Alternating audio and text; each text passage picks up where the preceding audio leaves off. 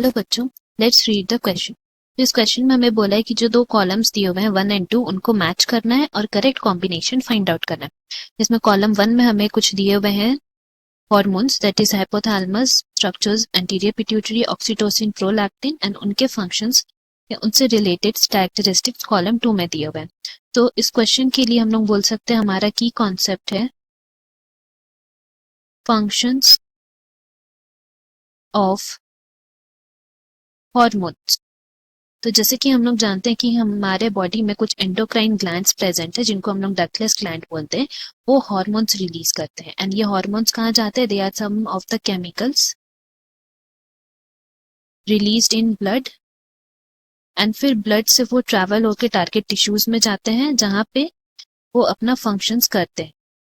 तो अगर हम लोग एंडोक्राइन ग्लैंड्स की बारे में बात करें तो हमारे बॉडी में कुछ एंडोक्राइन ग्लैंड्स है like pituitary, pineal, thyroid gland, parathyroid gland, thymus, adrenal, pancreas and gonads. तो इसमें सबसे पहले अकॉर्डिंग टू द ऑप्शंस जो यहाँ पे कॉलम 1 में हमें दिए गए हैं उसके अकॉर्डिंग सबसे पहला जो ग्लैंड है जिसके बारे में हम लोग बात करेंगे दैट इज हाइपोथैलेमस। तो हाइपोथैलेमस को हम लोग बोल सकते हैं कि it is the situated in the basal part of diencephalon forebrain के वहां सिचुएटेड है। इनका फंक्शन क्या है? To regulate the synthesis and secretion of pituitary hormones. That means pituitary gland से जितने भी हॉर्मोन्स रिलीज होते हैं उनको सिंथेसाइज करना एंड उनका सिक्रीशन करना वो पिट्यूटरी वो हाइपोथैलेमस के थ्रू होता है। तो इसीलिए हम लोग बोल सकते हैं कि इसी से जस्ट नीचे रिलेटेड पिट्यूटरी है हमारा which is attach to this hypothalamus by a stalk. इसीलिए पिट्यूटरी के सारे हॉर्मोन्स ये रिलीज करता है। नाउ हाइपोथैलेमस जो है वो दो तरह के हॉर्मोन्स रिलीज करता है। कौन से दो तरह के? पहला तरह का जो हॉर्मोन्स है उसको हम लोग रिलीजिंग हॉर्मोन्स बोलते हैं बिकॉज इनका काम होता है स्टिमुलेट करने का। एंड दूसरे तरह के जो हॉर्मोन्स है उनको हम लोग बोलते हैं इनहिबिटिंग, क्योंकि उनका फंक्शन होता है किसी भी चीज को, किसी भी फंक्शन को इनहिबिट करने का। दैट मीन्स अगर हम लोग रिलीजिंग हॉर्मोन्स के बारे में बात करें तो यहाँ हमारा एग्जाम्पल हो जाएगा DNRH, that is gonadotropin releasing hormone. And अगर हम लोग इनहिबिटिंग हार्मोन का बात करें तो वहां एग्जाम्पल हो जाएगा सोमैटोस्टैटिन। तो इसी तरह अगर हम लोग पहला देखें ए हाइपोथैलेमस तो उसका करेक्ट मैच हो जाएगा 4 growth hormone releasing hormone, because जो हाइपोथैलेमस है वो रिलीजिंग हार्मोन रिलीज तो करते ही है, तो ग्रोथ हार्मोन का जो रिलीजिंग हार्मोन है वो ये रिलीज करेगा हाइपोथैलेमस। ना नेक्स्ट हम लोग बात करते हैं एंटीरियर पिट्यूटरी के। तो उसके लिए हम लोग को ये जानना है कि पिट्यूटरी ग्लैंड जो है उसको एनाटोमिकली हम लोग 2 पार्ट्स में डिवाइड किए। दैट इज पहला पार्ट जो है उसको हम लोग बोलते हैं एडिनोहाइपोफाइसिस और दूसरा जो पार्ट है उसको हम लोग बोलते हैं न्यूरोहाइपोफाइसिस। तो अगर हम लोग बात करते हैं एडिनोहाइपोफाइसिस की तो उसको फर्दर हम लोग 2 पोर्शंस में डिवाइड किए, दैट इज पार्स डिस्टालिस